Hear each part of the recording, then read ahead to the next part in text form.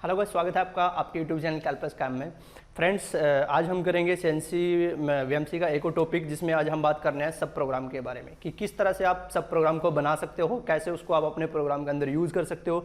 इससे पहले जो वीडियो में हमने किया था G02 और G03 के बारे में हमने सीखा था। उम्मीद करता हूँ कि आपको जो वीडियो है वो अच्छी लगी होगी। फिर भी अगर किसी को कोई डाउट है तो मुझे नीचे कमेंट सेक्शन में लिखिएगा, मैं आपके डाउट को सॉल्व करने की कोशिश करेंगे।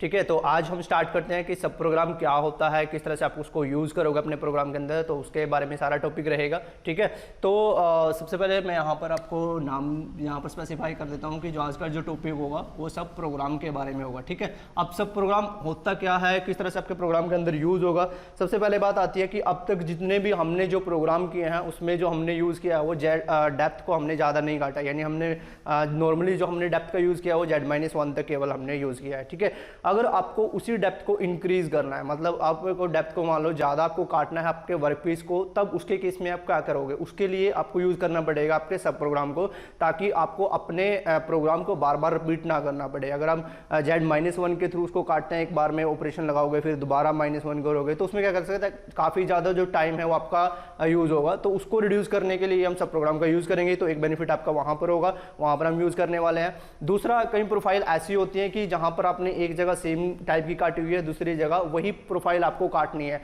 ठीक है, तो एक तरह से आप कह सकते हो कि इसकी वजह से कॉपी करनी है। ठीक है, या फिर हम डाटा शिफ्ट करना है, तो वो भी आप किसकी हेल्प से कर पाओगे, सब प्रोग्राम की हेल्प से कर पाओगे। इसके अलावा मुझे किसी कंपोनेंट को रोटेट करना है तो रोटेट भी आपका सब प्रोग्राम से ईजी हो जाएगा। तो उसको किस तरह से आपको यूज़ करना है, उसको यूटिलाइज करना है अपने प्रोग्राम के ऊपर, तो आज सारा वो डिस्कस करेंगे। ठीक है, तो चलिए स्टार्ट करते हैं। तो जो बेसिकली जो सब प्रोग्राम के लिए जो कोड होता है वो हम यूज़ करते हैं M98 जो कोड है वो हम लगाते हैं, जो बेसिकली यूज़ होता है किसके लिए, सब प्रोग्राम की कॉल के लिए हम इसका यूज़ करते हैं। ठीक है, सब प्रोग्राम की हम इससे क्या करेंगे, कॉल करेंगे, प्रोग्राम कॉल। ठीक है, कॉल का मतलब होता है कि आपके पास ना एक मेन प्रोग्राम होगा, मेन प्रोग्राम के अंदर ही आपको क्या करना है, उसकी कॉल करनी है, उसको बुलाना है। ठीक है, वो भी मैं आपको बताऊंगा कि कैसे आपको रिपीट करना है उसको।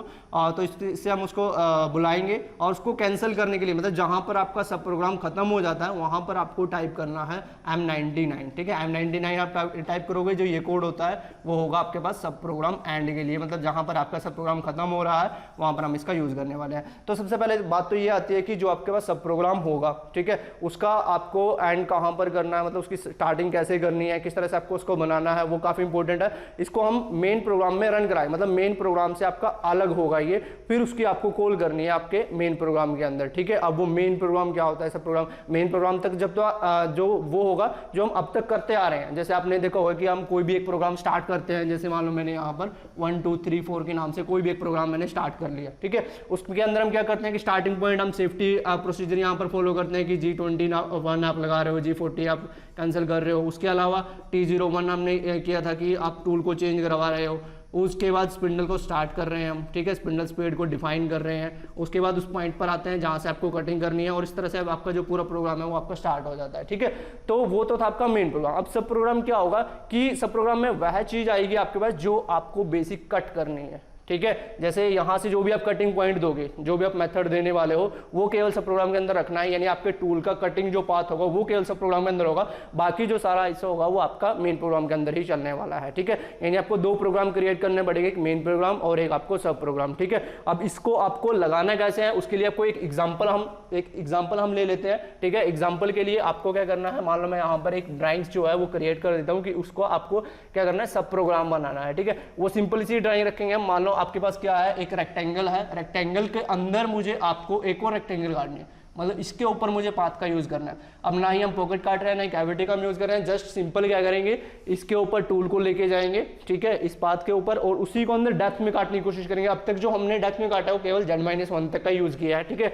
अब इसमें आपको यूज करना है, तो इसकी पहले हम जो डायमेंशनिंग है वो हम मेंशन कर लेते हैं। मान लो ये आपके पास जो रेक्टेंगल होगा यहाँ से 70 हो जाएगा, यहाँ से यहाँ तक, और ये आपके पास 80 हो जाएगा, ये आपके पास। ठीक है, टोटल जो वर्क पीस की लेंथ है ये 100 है, और ये आपके पास ये भी हम 100 से इसको मेंशन कर लेते हैं। ठीक है, तो ये पार्ट है, इस पार्ट पे आपको चलाना है। इसका जो ओरिजिन रखेंगे सेंटर से रखेंगे। ठीक है, अब इसको मुझे डेप्थ में काटना है, कितना डेप्थ तक काटना है यहाँ पर हम मेंशन कर लेते हैं कि मान लो मुझे इसको 5 के डेप्थ में काटना है। डेप्थ जो होगी 5 mm तक हो गई या 5 अंदर की तरफ, जितना आपके पास होगी वैल्यू आप वहाँ तक जाना चाहते हो, ठीक है। 5 mm तक मुझे इसको काटना है, डेप्थ तक काटना है, तो इसको आप कैसे काटोगे, ठीक है। तो उसके लिए हम क्या करेंगे, सब प्रोग्राम का यूज़ करेंगे। अब इसमें एक दो कोड हैं जो आपके लिए नए होंगे, जो आपको सीखने की जरूरत है, जैसे G91। अब हम बात करते हैं कि अगर मैं नॉर्मली इस प्रोग्राम को बनाऊँ तो आप कैसे बनाओगे। तो नॉर्मली हम क्या करेंगे, कोई भी एक मेन प्रोग्राम लेंगे, 1 2 3 4 के नाम से मैंने एक प्रोग्राम लिया और वो हम स्टार्ट कर देंगे यहाँ से कि आपने सबसे पहले सेफ्टी लाइन लगाई, ठीक है। उसके बाद वही है आपने T01 से टूल को चेंज किया, M03 से स्पिंडल को स्टार्ट किया, स्पिंडल की स्पीड हमने डिफाइन की। उसके बाद उस पॉइंट पर हमने कटिंग कर दी G00 और उसके बाद कटिंग कहाँ से कर रहे हैं, ओरिजिन ये था तो इस पर ये पॉइंट रख लेते हैं जो आपका x में -35 होगा, x में -35 और y की जो वैल्यू होगी आपके पास -40 हो जाएगी, ठीक है। y है हमारे पास -40 और z को हम 2 पर रख लेते हैं। अगर नॉर्मली मुझे इसकी कटिंग करनी पड़ेगी तो आपके पास 4 पॉइंट, एक ये होगा, सेकंड ये होगा, थर्ड ये होगा, फोर्थ ये होगा। आप कोई भी आप यहाँ से एक पॉइंट यहाँ पर चूज कर सकते हो, ठीक है। तो ये पॉइंट है। अब इसको मैंने सिंपली हम क्या करते हैं कि G01 के साथ Z-1 हम यहाँ पर देते थे। अब उससे होता क्या था कि आपका जो टूल है यहाँ पर, जो आपके पास ये वर्क पीस है, उसके अंदर Z-1 की डेप्थ पर गया, ठीक है। उसके बाद आपने इसको रिपीट करना स्टार्ट कर दिया यहाँ से यहाँ तक। पहले आप इस पॉइंट पर आए, आपने वो पॉइंट दिया, फिर इस पॉइंट पर आए, फिर इस पॉइंट पर आए, फिर इस पॉइंट पर आए। ये तो छोटा सा प्रोग्राम है जिसमें आपको 4 चक्कर लगाने पड़े, तो वो केवल उसने Z-1 पर ही काटा है केवल, ठीक है। अब वही चीज मुझे डेप्थ कितनी चाहिए, 5 की चाहिए, ठीक है। तो 5 के लिए मुझे क्या करना पड़ेगा, फिर से जब यहाँ पर आ जाएगा फिर से मैं क्या दूंगा, Z-2 दूंगा, फिर से वो क्या करेगा 4 बार, फिर आपको रिपीट करना पड़ेगा, फिर 3 पर, फिर 4 पर, ऐसे करके वो प्रोग्राम जो आपका पूरा लंबा हो जाएगा, ठीक है। तो आपको वो करने की जरूरत नहीं है। हमें क्या करना है, नॉर्मली इसका एक सब प्रोग्राम हमें बनाना है। तो सब प्रोग्राम के लिए पहले तो आपको चीज ध्यान रखनी है कि आपके पास एक सब प्रोग्राम ऑलरेडी होना चाहिए, उसके अंदर केवल इसका हम पार्ट डिफाइन करेंगे। जैसे अब ये तो था, हम इसको काउंट कर लेते हैं। ये मेरे पास क्या है, मेन प्रोग्राम है, ठीक है, मेन प्रोग्राम है। और यहां पर आपके पास क्या होगा, सब प्रोग्राम, सब प्रोग्राम, ठीक है। अब इसकी जो हम स्टार्टिंग करते हैं, सबसे पहले जो इसमें हम वैल्यू देंगे, एक नया कोड होगा जो आपने नहीं सीखा है, वो होगा हमारे पास G91, ठीक है। अब मैं बात करता हूं G91 क्या होता है। G91 आपका कहलाता है incremental coordinate system, incremental coordinate system. अब ये इंक्रीमेंटल कोऑर्डिनेट सिस्टम क्या होता है, ये हमने डिस्कस किया हुआ है। हम आपको एक वीडियो मिल जाएगी, उसका लिंक मैं डिस्क्रिप्शन में भी दे दूंगा, आप वहाँ से देख सकते हो। वो हो गए सीएनसी डायमेंशनिंग करके कुछ है, उसमें मैंने स्पेसिफाई किया हो कि एब्सोल्यूट में आपको कैसे काम करना है, इंक्रीमेंटल में कैसे काम करना है, ठीक है।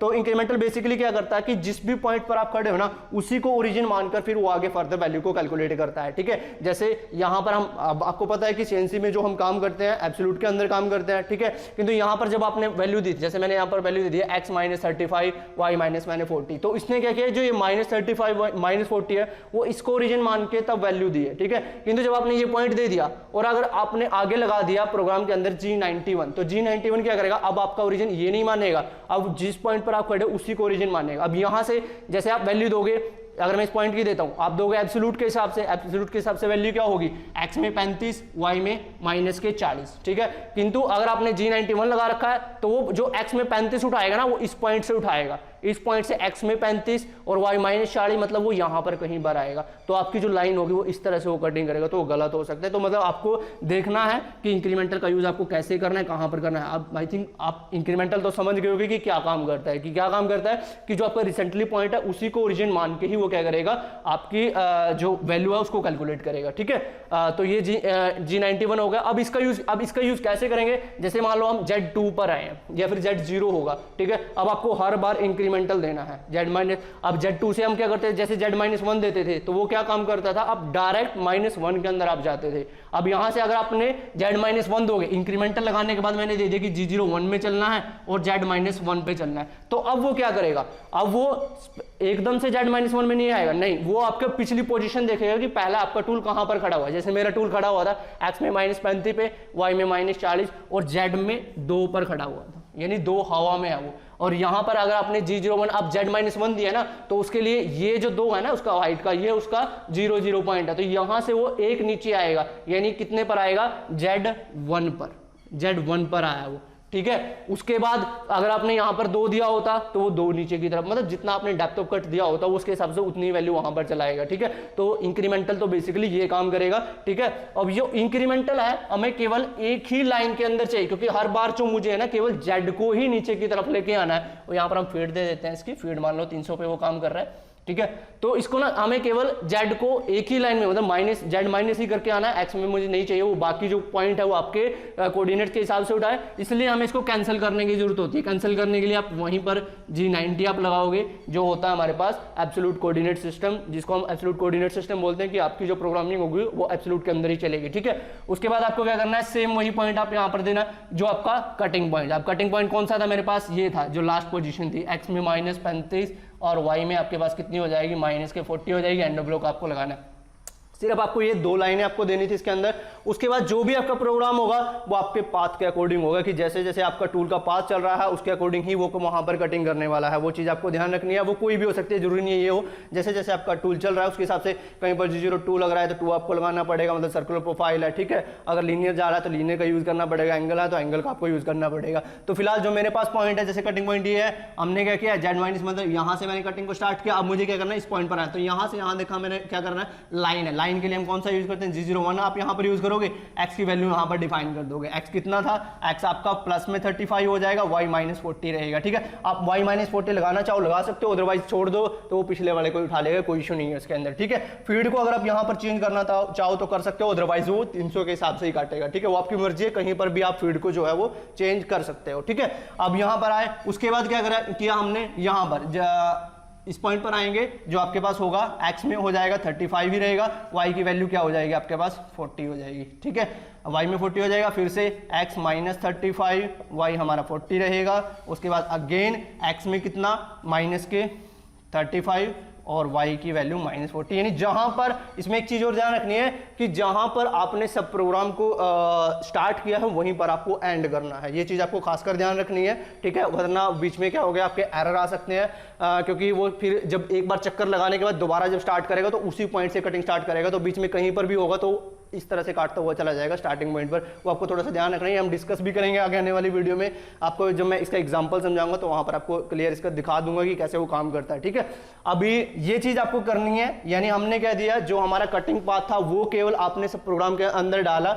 ये जो कोड हमने सीखा आज, एक नया G91 का हमने यूज किया, ठीक है, बाकी सेम ही हमारा। उसके बाद यहाँ पर खत्म हो रहा है ना, तो इसके अंदर एक और चीज ध्यान रखनी है कि आपको कभी भी अपने टूल को हवा में नहीं उठाना है, ठीक है। वो नहीं उठाना है, वो क्यों नहीं उठाना है, वो इसलिए नहीं उठाना है कि अगर आप यहाँ पर मान लो आप दे देते हो G00 या फिर Z1 ही क्यों नहीं दे देते हो, तो वो क्या करेगा, जब एक बार चक्कर लगाने के बाद, जैसे एक बार उसने Z-1 के अंदर चला गया वो, अब यहाँ से जब एक बार तो काट दिया, अब लास्ट में यहाँ पर जब वापिस आएगा उसके बाद आपने क्या दिया होगा Z1, तो वो क्या करेगा, वापिस 1 पर उठ जाएगा। और जब दोबारा रिपीट करेगा तो इंक्रीमेंटल उठाएगा। इंक्रीमेंटल कहां से अब लेगा, Z1 से लेगा। तो कितना आपने डेप्थ ऑफ कट दिया होगा 1, तो उसके बाद 1 फिर नीचे आएगा, यानी 1 से 1 नीचे आया, केवल 0 पर ही है, यानी Z0 पर वो हवा में चलता रहेगा, यानी बाकी जितनी भी आप बार उसको रिपीट करोगे उसका कोई फायदा नहीं होगा। तो इसलिए हम कभी भी सब प्रोग्राम के अंदर टूल को नहीं उठाते हैं, तो ये चीज आपको खासकर ध्यान रखनी है, ये आपको नहीं देना है यहाँ पर, ठीक है। उसके बाद जस्ट जहां पर भी आपकी प्रोग्रामिंग खत्म होती है वहां पर उसको कैंसिल कर दो। अभी मैंने आपको बताया था कि सब प्रोग्राम को कैंसिल करने के लिए जो हम कोड यूज करते हैं वो आपका M99 होगा, ठीक है। तो ये आपके पास एक पूरा सब प्रोग्राम था जो आपको यूज करना था। अब इसको हमें क्या करना है, इसकी हमें कॉलिंग करनी होती है आपकी मेन प्रोग्राम के अंदर, कि मेन प्रोग्राम के अंदर आप उसको कैसे बनाओगे, ठीक है। तो कॉलिंग के लिए अभी मैंने आपको समझाया था कि जो भी आपका, अब इसमें एक चीज और आपको खासकर ध्यान रखनी है कि जो हमने ये लगाया G00, x में -35, y में -40 और Z2, यानी अभी यहां पर जो Z2 पर है, अगर मैं डायरेक्ट अभी इसकी कॉलिंग करता हूं, ठीक है, तो 2 चक्कर तो ये हवा में ही लगाने वाला है। क्यों, क्योंकि यहां पर हमने जो कट दिया, डेप्थ ऑफ कट दिया वो Z-1 दिया हुआ है, ठीक है। ये चीज आपको खासकर ध्यान रखनी है, क्योंकि जब वो आपने इंक्रीमेंटल यहां पर लगाया तो वो क्या करेगा, Z2 की पोजीशन देखेगा, वहां से पहले 1 पर आएगा, 1 पर फिर वो हवा में पूरा चल जाएगा, फिर वो दोबारा फिर एक और कट लगाएगा, तो फिर वो भी हवा में, यानी 0 पर ही है, यानी तीसरे चक्कर में वो कटिंग काटना स्टार्ट करेगा इसके अकॉर्डिंग। तो आप यहाँ पर क्या कर सकते हो, स्टार्टिंग का जो पॉइंट आप यहाँ पर G01 के साथ Z की वैल्यू आप यहाँ पर अगेन 0 डिफाइन कर सकते हो, किंतु ये चीज ध्यान रखनी है 0 के साथ ही करनी है, क्योंकि इसके साथ हम फीड को कंट्रोल कर सकते हैं, G00 के साथ नहीं करना है, क्योंकि यहाँ पर आपकी फीड कंट्रोल नहीं होगी, ठीक है। तो यहाँ पर G01 हमने लगाया, Z0 और फीड को हम यहाँ पर थोड़ा कम कर लेंगे, 80 वगैरह समथिंग कुछ कर लिया, ताकि वो जो पहला पॉइंट है वो 0 पर आ गया। अब जब यहाँ पर वो कट उठाएगा 0 से उठाएगा, तो 0 से डायरेक्ट वो -1 में में चला जाएगा, जितना भी आपने डेप्थ ऑफ कट दिया होगा उसके अकॉर्डिंग, ठीक है। तो ये चीज अपने की। अब इसके बाद हम क्या करेंगे, अपने प्रोग्राम की कॉल करेंगे। कॉल के लिए मैंने आपको बताया था कि आप जो कोड लगाओगे M98 लगाओगे। अब इसके साथ हम देते हैं, अब रिपीटिशन का काम कौन करेगा, क्योंकि रिपीट करवाना है हमें उसको। मान लो आपको 5 की डेप्थ तक चाहिए था, डेप्थ ऑफ कट मेरा 1 है, तो मुझे कितनी बार रिपीट कराना पड़ेगा, इसको 5 बार रिपीट कराना पड़ेगा, ठीक है। तो उसके लिए आप यहाँ पर P की वैल्यू आप देते हो, P आप यहाँ पर डिफाइन करोगे। जो P है वो काम करेगा, यहाँ पर मैं लिख लेता हूँ इसको, नंबर ऑफ रिपीटिशन का काम करेगा, REPA जो भी है वो आप देख लेना इसको, ठीक है।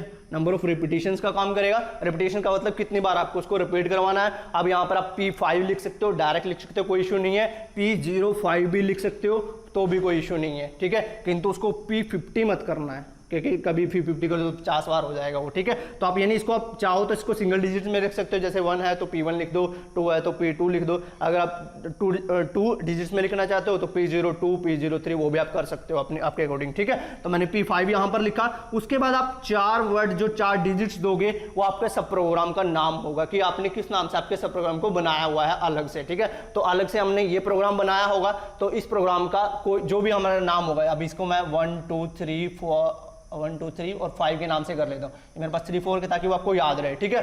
तो मैंने यहाँ पर इसका नाम दे दिया। अब इसमें भी जो O है उसको हम कभी भी नहीं लेते हैं, उसके जो डिजिट्स जो पॉइंट्स होंगे उनको हम स्पेसिफाई करेंगे। जैसे क्या था 1 2 3 5 था, तो यहाँ पर हम टाइप करेंगे 1 2 3 5, ठीक है। तो वो क्या करेगा, आपके प्रोग्राम में जाएगा सीधा, यहाँ से डायरेक्ट क्या करेगा, अब आपके प्रोग्राम में आएगा और वहाँ से कटिंग करना स्टार्ट कर देगा, वो उस तरह से कटिंग करना स्टार्ट कर देगा, ठीक है। अब कटिंग करने के बाद अब यहाँ पर वो जैसे एक कट लगाएगा, ठीक है। एक कट के बाद आपने 5 बार रिपीटिशन दिए होंगे, तो दोबारा फिर Z1 में जाएगा, फिर कटिंग कर देगा 3 बार 4 बार 5 बार, वो यहीं से कटिंग करेगा P5 के अकॉर्डिंग, ठीक है। तो वो चीज़ आपको खासकर ध्यान रखनी है। उसके बाद जब ये कट जाएगा तो प्रोग्राम में हमेशा जो टूल को उठाओगे वो मेन प्रोग्राम में उठाओगे। टूल को उठाने के लिए G0 और Z आप 100 पर लेके जा सकते हो। उसके बाद आप टूल को होम पोजीशन पर लेके जा सकते हो। उसके लिए आप X0 Y0 और Z0 आप यहाँ पर लगा सकते हो, ठीक है। उसके बाद हम स्पिंडल को स्टॉप करेंगे और स्पिंडल को यहाँ पर प्रोग्राम को हम एंड कर देंगे, ठीक है। तो ये था आपकी सब प्रोग्राम को आपका कैसे यूज करना है। अगर मैं एक